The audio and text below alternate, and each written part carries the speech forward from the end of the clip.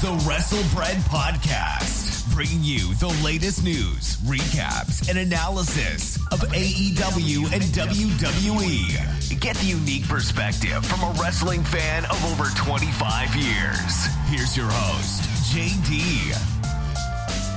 What's going on, guys? This is Jaydee here, and this is episode 69 of the WrestleBread Podcast. So we got AEW All Out coming this weekend, and we also had a lot of interesting things that happened over this past week too.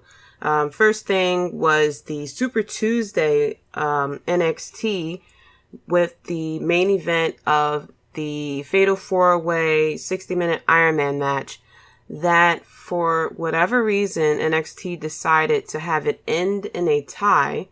Finn Balor and Adam Cole had won that with 2 falls each. The match itself was very good. The most disappointing part is that WWE had pushed for this Fatal 4-Way Iron Man match for 60 minutes with a promise of a winner, and yet we get a tie that will result in a one-on-one match next week for the title. And I feel as though it felt like a waste of time. I don't know why they couldn't just give us the winner after, having us sit through a whole hour of watching this match, or if they were too afraid to pin a champion right away, they could have easily done something else, like maybe a 30-minute Iron Man match between Adam Cole and Tommaso Ciampa, or Finn Balor versus Tommaso Ciampa, and another 60-minute Iron Man match versus Adam Cole and Johnny Gargano. And the winners from those 2 matches will have a title match next week. I felt as though that type of setup would have been a lot more easier for fans to digest than telling us, oh, we're going to give this Fatal 4-Way Iron Man match, and the winner is going to win the NXT Championship, especially with this amazing group of talent that we had in the ring. It just felt very disappointing, and it just felt very lackluster. And it's not like NXT for them to do something like this. Normally, matches don't really result in no contest type of situations where they're afraid to name a winner. I feel as though if they had just split it into 2 30-minute Iron Man matches with the winners from each then get a singles championship, I think that would have been a lot better than than to have fans sit through a whole hour just to say, oh, it ended in a tie. And even if it ended in a tie, it should have been sudden death or something like that. Or had a singles match of Finn Balor versus Adam Cole right then and there. Speaking of which, NXT was on a Tuesday, and there are talks for them to move permanently to Tuesday, which I think is a whole lot better. I felt as though there is no such thing, like I had said before, there's no such thing as a Wednesday night war, because both companies weren't really pulling in that many fans, especially for us to be in the middle of a pandemic. Everyone is home. No one has any bars or anything to go to. People, working from home or something like that, or even people who are still working through the pandemic. It's not like we have, anywhere to go on a Wednesday night at 8 o'clock. And the fact that their numbers were going down during the pandemic really says something. So if NXT does decide to stick to Tuesdays, that would definitely do a lot better for both companies, because instead of having the fans, split between 2 shows on the same night, all the fans can watch NXT on Tuesday, and all the fans can watch AEW on Wednesday. Speaking of which, because NXT was on Tuesday, AEW was on Wednesday, they pulled in a lot more viewers than normal. I think AEW almost hit 1 million, and I think NXT had gained about 100,000 viewers as well by being on Tuesday. So I know people are going to, especially, the people who are really, really into AEW is going to sit there and say that AEW won the war and this, that, and the third. No one won the war. It's a better decision business wise to move to a day where there isn't a lot of competition. So now, by them moving to Tuesdays, the only competition they have really is AEW Dark and Impact. AEW Dark is on YouTube, so people can watch it at any point in time. It's not like you have to watch it right then and there because it's on TV. More things that happened on NXT. We had, so I thought it was just going to be the 1 hour of NXT because of the Iron Man match, and then NXT was going to be on Wednesday. I don't know where I got that from. So when I tuned in to NXT, I realized it was a whole show. So I actually missed like the street fight that I heard was really good. I didn't get a chance to really watch it back, but I heard the street fight with Isaiah Scott and Breezango going against Legado del Fantasma. I heard that was a really good street fight. But of course, Breezango and Swerve defeated them by pinfall, which I agree with because since Breezango are now the tag team champions, they definitely need to get a couple of wins under their belt as well. I caught the match of Timothy Thatcher versus Bronson Reed with Austin Theory getting involved. So I guess Austin Theory is now permanently back to NXT. It was kind of weird for him to be in the, be teamed up with, was it Andrade or Angel Garza? I forgot which one of them he was teamed up with, but it wasn't really working out too much for me anyway. But overall, NXT was a good show overall, but it was just a very disappointing ending with a tie that leads to another match next week. Now going into Impact, we had Tenille Dashwood returning, who was formerly known as Emma in WWE. Wrestle House is over. Eric Young is the new champion. EC3 is now stalking Moose. It looks like Moose had walked into a room backstage and saw a bunch of photos of him at the gym or checking into his hotel, stuff like that. And he started tearing down the photos and everything to reveal a message behind the board that said, "You have been warned."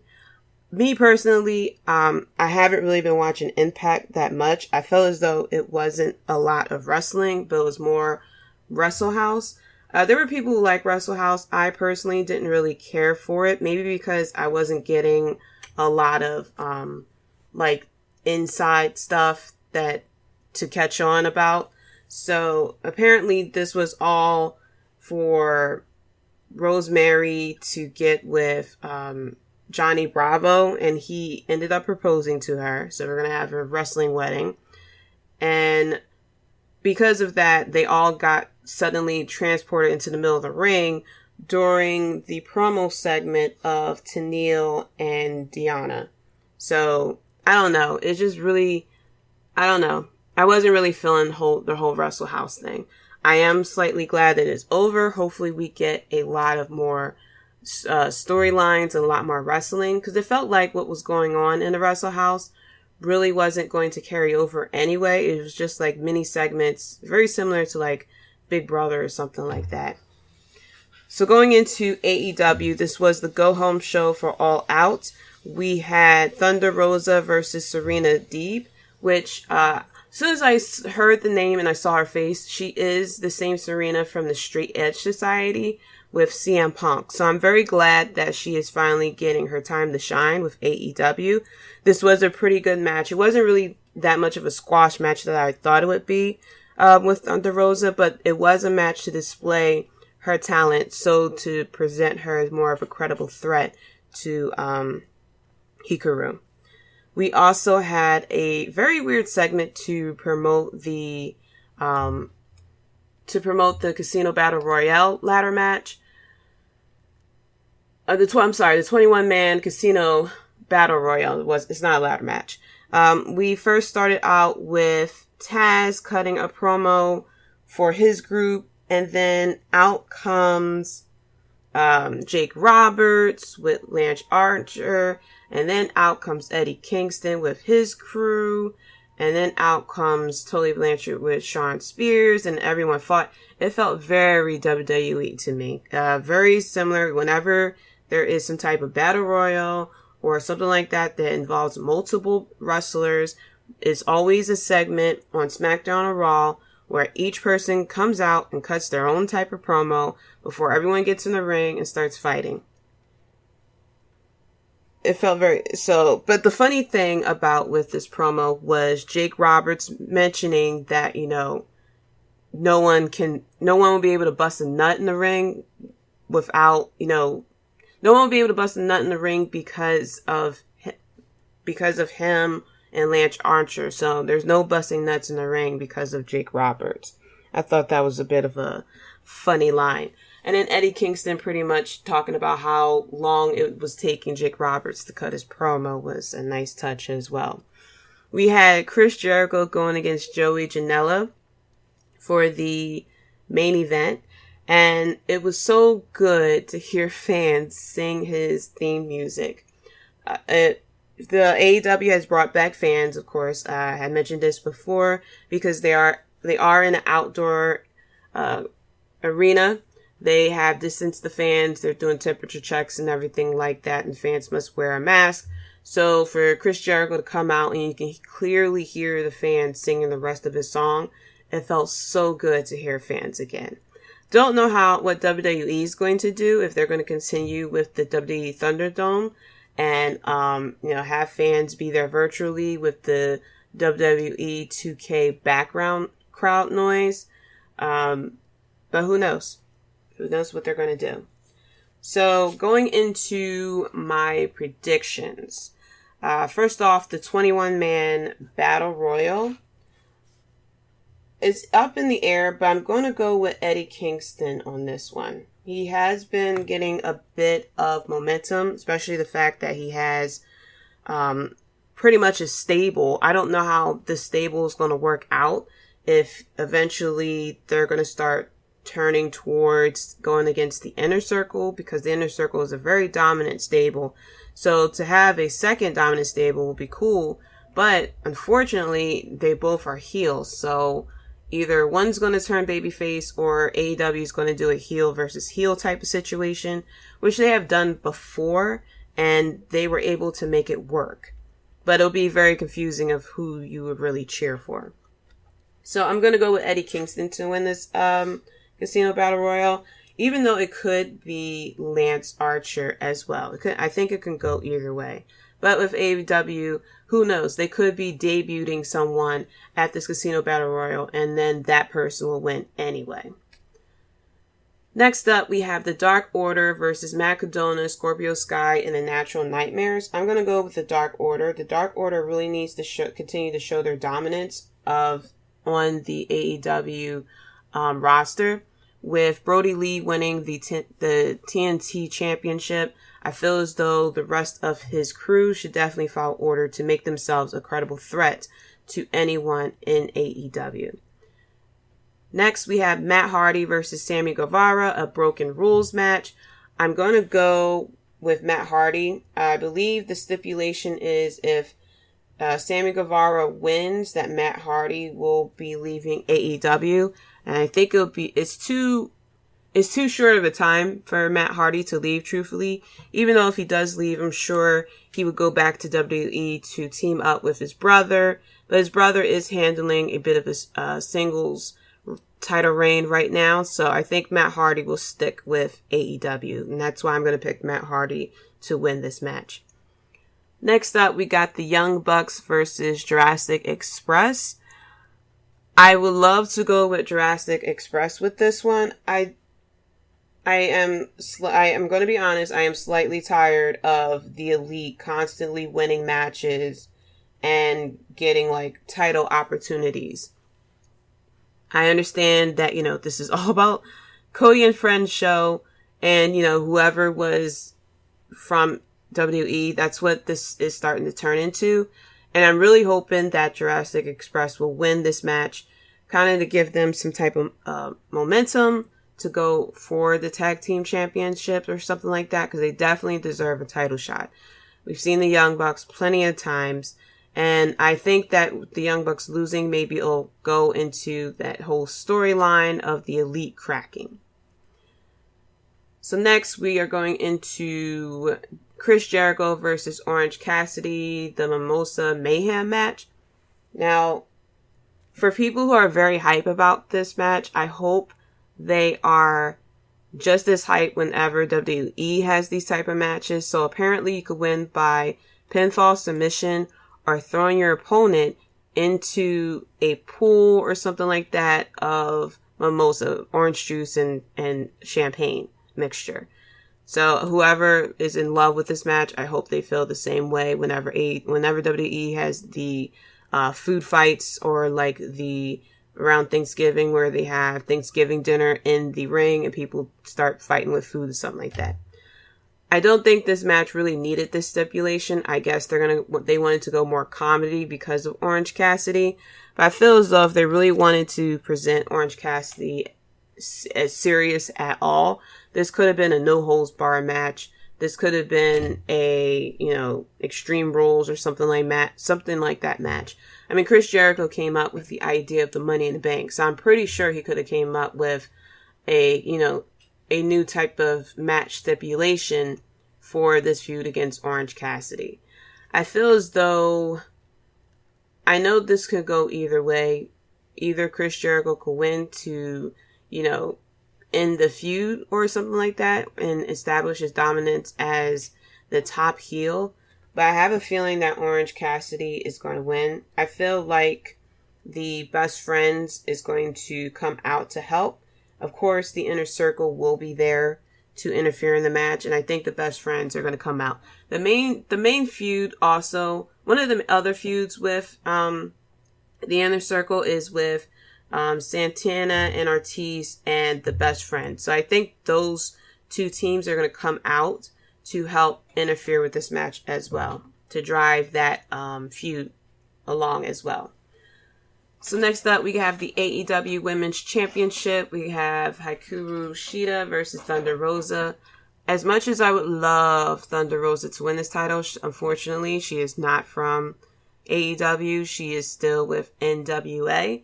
Even though it would be very fun for her to win the title and kind of hang out with AEW for a little bit, I don't think NWA is filming any new episodes. I haven't really double checked on that.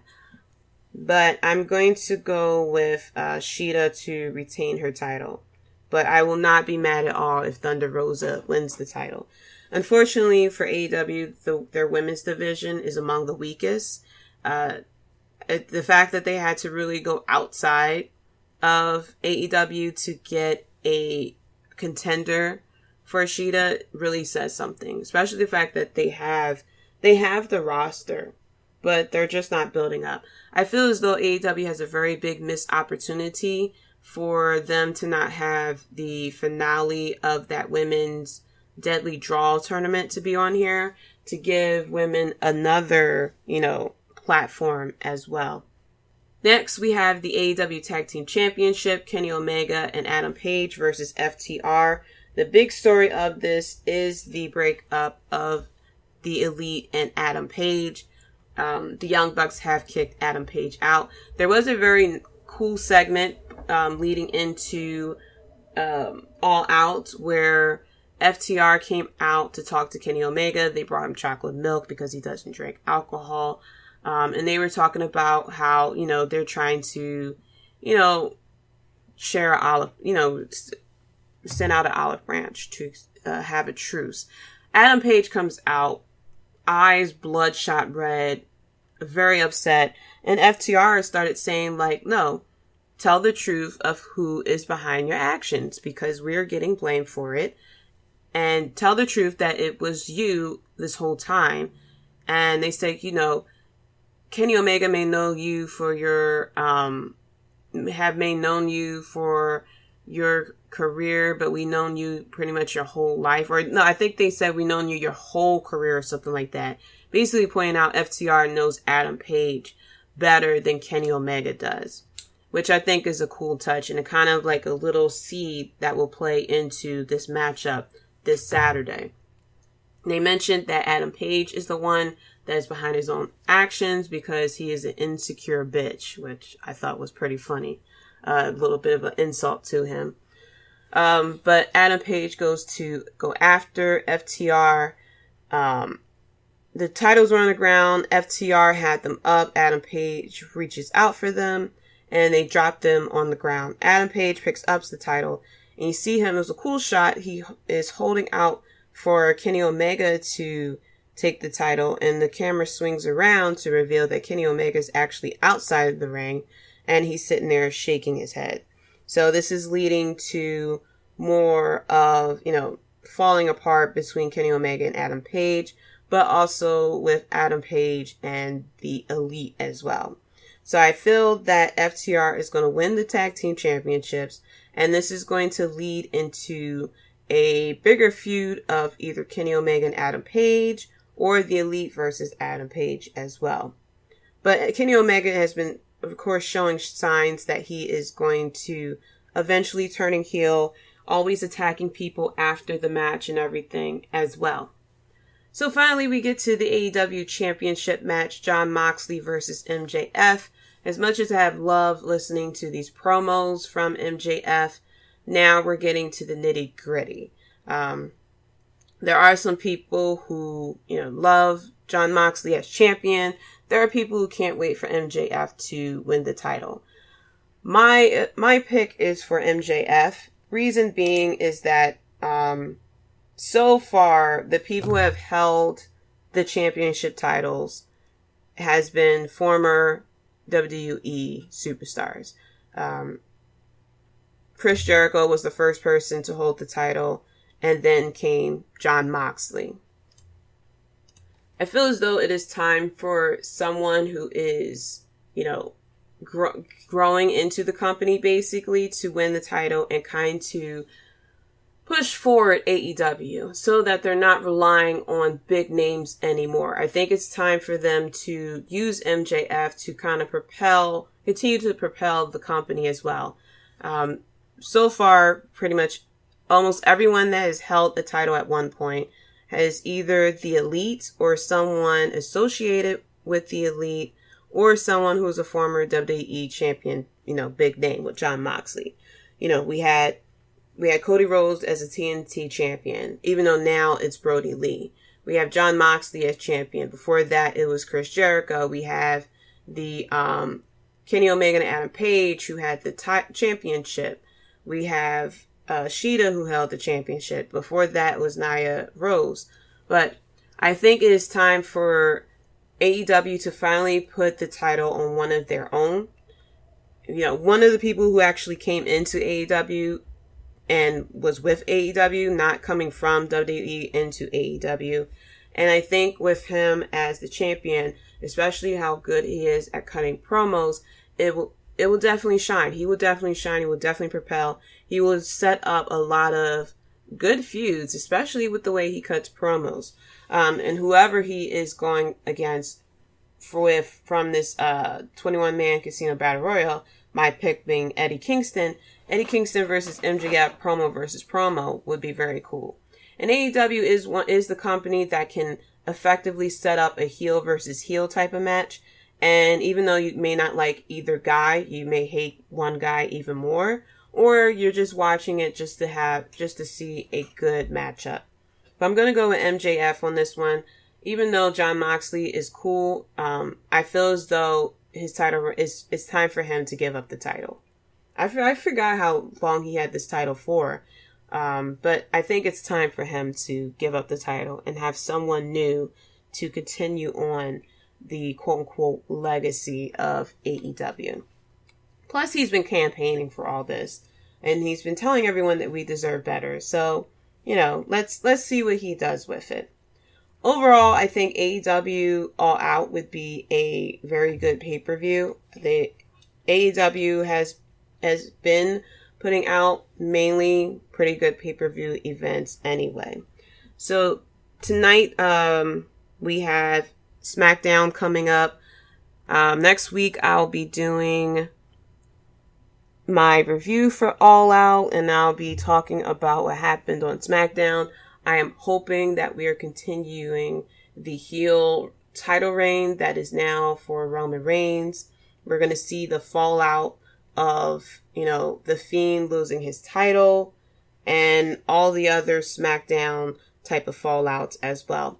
Another interesting piece. So going into some news, jabroni is now an official word. Dictionary.com has announced that jabroni is now an official word in the English language, and they were crediting The Rock for it. And The Rock, respectfully, mentioned that it was actually Iron Sheik who started the term jabroni. And Iron Sheik, of course, in all caps, mentioning that he is the one that started the jabroni word, and that he will suplex everyone in the WWE locker room, because WWE also gave The Rock credit as well, which is pretty cool. Wrestlers coming out stating that they have been diagnosed with COVID-19. The Rock famously posted a video on his Instagram, and he talked about how him, his wife, and his 2 daughters were diagnosed with COVID-19 and how he dealt with it. It was about an 11-minute video that he put out, and he talked about how he and his wife got the disease from their family member or a friend or something like that, someone who they trust and they still trust, but nonetheless, kind of pretty much like wouldn't expect to get COVID-19 from, I guess he was kind of saying. He said his kids luckily was able to bounce back pretty quickly, but him and his wife had to deal with not severe symptoms, but a little bit more severe symptoms for a while as well. And of course, he encourages everyone to wash their hands, wear a mask, socially distance, so that we can get over this pandemic. It also has come out that Kevin Nash has been diagnosed with COVID as well. This news kind of broke very recently, so I didn't really get all the details about it, but from what I am hearing, that he is doing a lot better. And then AJ Styles also mentioned during one of his streams, I think it's on Twitch, I think it's a Twitch stream or Mixler, one of those streams, that he had COVID-19 about a month ago, he mentioned. And he said that he really didn't have severe symptoms. All he had really was a headache. So please, everyone, make sure you wear your mask, social distance, wash your hands, so that we can get over this pandemic. I'm tired of it. I know people are tired of wearing a mask, but I'm just ready to go back to somewhat of a normal society where I can go places and not have to worry about, if this person coughs, am I going to catch it or not? So that's it for the WrestleBread podcast. Thank you so much for listening. You can follow me on Twitter at Jaydee Talks. That's JAYDEE Talks. And you can follow the podcast at WrestleBread.com. Coming next week, I will be reviewing, like I said, All Out, SmackDown, and a little bit of Raw as well. Shout out to Julian and Rob Bates from the Wrestling Court Podcast and AttorneyMinds.com. Keita and Jay from the Keita and Jay Show. Chris from We Talk Next Podcast, which is featured on the Keita and Jay Show. Nando and Larry from Half K Podcast. Devin and Hafiz from Clark Street Wrestling, and my boys at Powerbomb Jitsu as well. Let me know your thoughts, your predictions for All Out as well. Do you agree that it's time for a new champion or not? And who will win the Casino Battle Royal to face the either new or current champion? So until next time, guys, peace. Thanks for listening. If you enjoyed the show, be sure to subscribe and leave a review. Check us out at WrestleBread.com and subscribe to WrestleBread on YouTube for more breaking news and JD's opinions.